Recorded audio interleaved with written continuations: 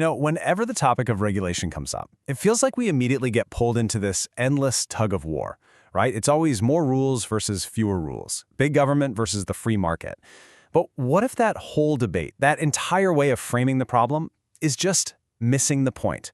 Today, we're going to explore a much smarter way to think about making rules, one that's less about the amount of regulation and way more about the attitude of the regulator. Okay, so let's just dive right into the heart of it. The entire public conversation about making rules seems to be permanently stuck in this simple, two-sided fight. You know exactly the one I'm talking about. So, in one corner, you have the call for more rules. The argument is we need them to protect consumers, to protect the environment, to make sure things are fair, and to hold the bad guys accountable. But then in the other corner, the argument is for fewer rules, to spark innovation, to cut red tape for businesses, and to let people take more personal responsibility. I mean, both sides have pretty good points, don't they?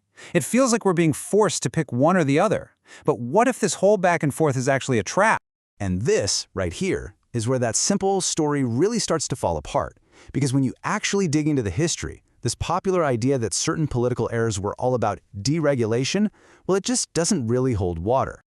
I mean, think about the Reagan and Thatcher years. They're basically the poster children for getting rid of rules, right?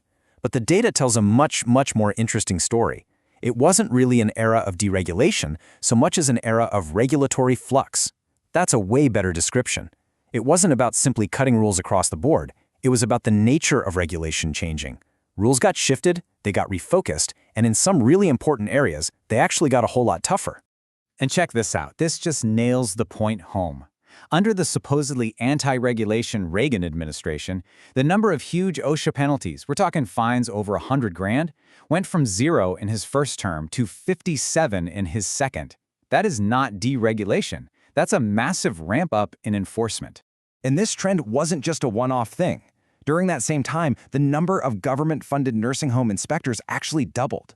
And get this, Margaret Thatcher's big push to privatize industries in the UK, it actually led to the creation of brand new regulatory agencies to oversee them. The reality, as you can see, is just way more complicated than the political slogan. So, okay, if the real debate isn't just about more versus less, then what is it about? Well, this is where we get to a much more intelligent, much more effective framework for how we make and enforce rules. The answer is this idea called responsive regulation. And what it does is it completely reframes the entire issue. See, it's not about how many pages are in the rulebook. It's all about the regulator's mindset. It's about being flexible, starting with persuasion and cooperation, but, and this is key, always having that serious, credible power to enforce the rules held in reserve. So here's the crucial point. The best strategy isn't to be a hardliner all the time, or a pushover all the time. It's about being dynamic. It's about being able to be forgiving when people are trying, but also being provocable when they're not. It's about having a full toolkit and, more importantly, having the wisdom to know which tool to use and when. This brings us to a really powerful metaphor that I think gets to the absolute heart of what responsive regulation is all about. I'm sure you've heard this one before, from Theodore Roosevelt. It perfectly captures the spirit of this whole approach. You project quiet confidence, you show a willingness to cooperate, but you let everybody know that you have undeniable strength if things go south. The theory actually calls this being a benign big gun. Think about that for a second.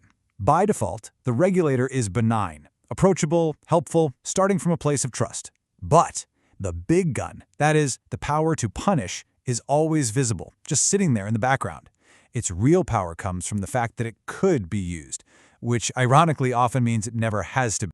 The best way to picture it is like a well-trained watchdog. The first move is friendly. Little tail wag, maybe.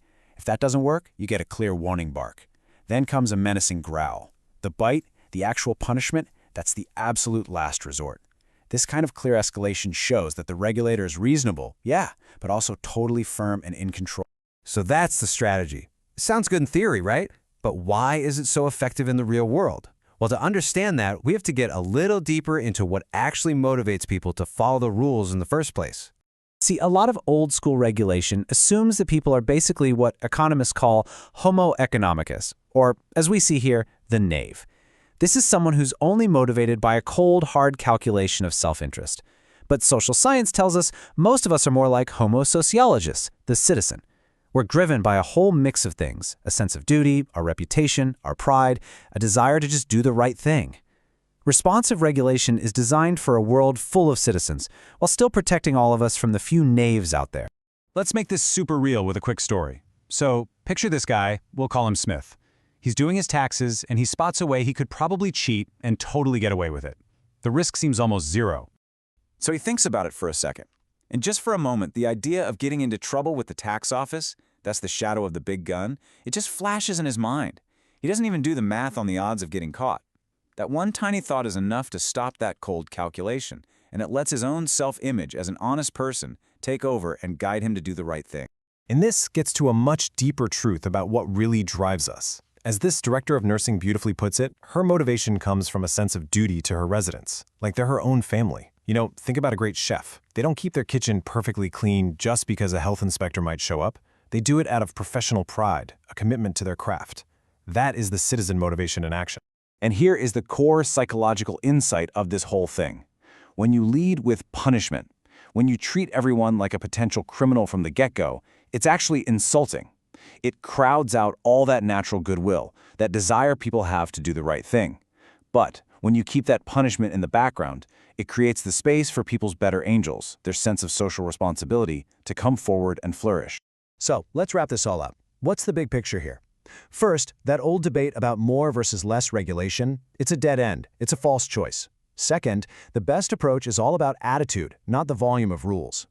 Third, the most effective regulators act like a benign big gun. They start with trust, but they're backed by credible strength. And finally, the reason this whole thing works is because it's a system designed for actual human beings. It protects us from the worst actors without crushing the natural desire in the rest of us to be good. It's a really powerful framework, right? It just moves us beyond all those tired old political arguments. And it leaves us with a pretty fascinating question to chew on. In how many other areas of our lives, from our schools to our workplaces, maybe even to international relations, could we solve some really tough problems by keeping the threat in the background and putting our trust in the foreground?